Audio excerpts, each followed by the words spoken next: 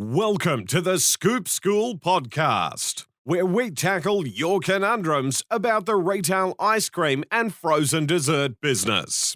And now, here's your host. He's smooth as soft serve ice cream, hard as peanut brittle, and cutting edge as black sesame ice cream. The ice cream bloke and self-appointed headmaster of Scoop School, Steve Christensen. G'day ice cream lovers, Steve Christensen here. Thanks for joining us. We always enjoy our announcer man's little quips and comments at the beginning of these podcasts. Hey, if you've got a little saying that you would like us to include in that podcast, send them in. I think that we'd love to hear from you. Steve@scoopschool.com. We're going to be running out of them pretty soon, and would love some little tidbits of comments and suggestions for our intros.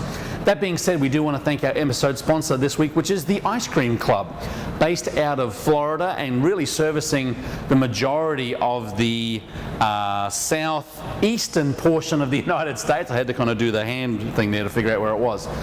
Rich Draper and all of his crew down there make ice cream products that are ready to basically, you can buy them and sell them in your ice cream shop, your restaurant.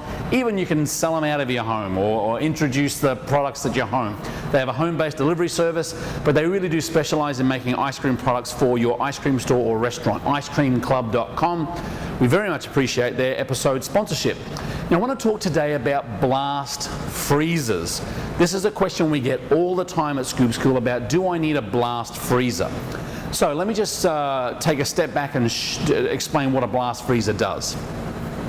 When you extract your ice cream out of your batch freezer that's making your premium ice cream products, or a frozen custard machine or a soft serve machine, typically though, blast freezers are typically paired with batch freezers, because when you're extracting a product out of a batch freezer, it's typically not ready to eat.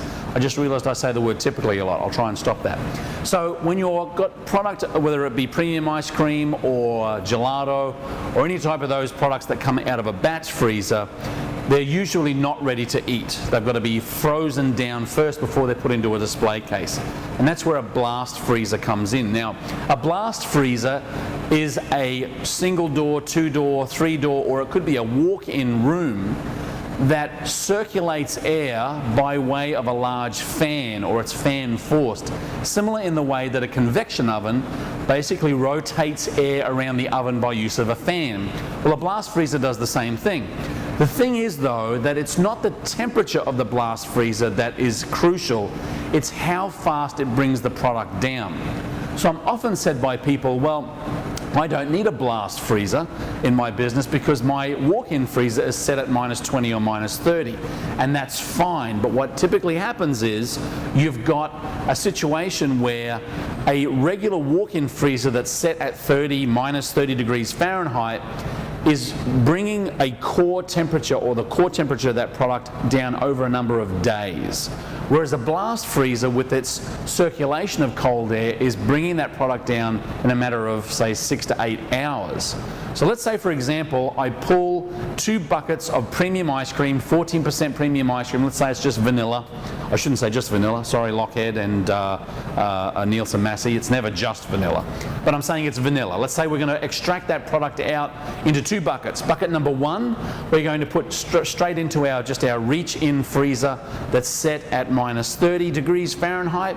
Our bucket number 2, we're going to put in a blast freezer, which is also set at -30. The difference is that a static freezer or a regular freezer will take probably 2 to 4 days in order to bring the core of that bucket of ice cream down to -30.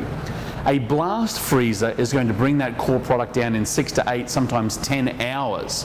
The difference then being is that we capture the size and the quality of the ice crystal in its smallest and most unique form when we freeze it down as fast as we can.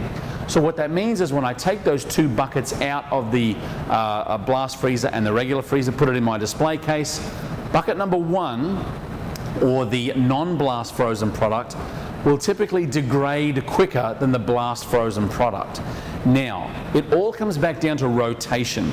If you have got product that's rotating out every 1 or 2 days, then maybe it's not such a big deal. But if you are utilizing product that's going to be in there anywhere longer than 5, 6, 7, 8 days, a week, 2 weeks, if you're doing wholesaling and need your product to be in its best possible form so you can transport around, a blast freezer really is a product that you should be utilizing. So when people say, do I need a blast freezer? I typically respond by saying, do I need or do you need a blast freezer? No. Should you have a blast freezer? Yes, you most certainly should. So you can talk to different blast freezer manufacturers and suppliers and talk about their products and how quickly they bring product temperature down. But I just want to reiterate in this episode of the podcast that it's not necessarily the temperature of the freezer that matters the most. It's how fast it's bringing the core of your product down, and how quickly you rotate your products in your case and in your wholesale environment. So I hope that makes sense. Again, if you have any questions about batch freezing, you can talk to us at scoopschool.online or scoopschool.com. We'd be happy to spend some more time with you.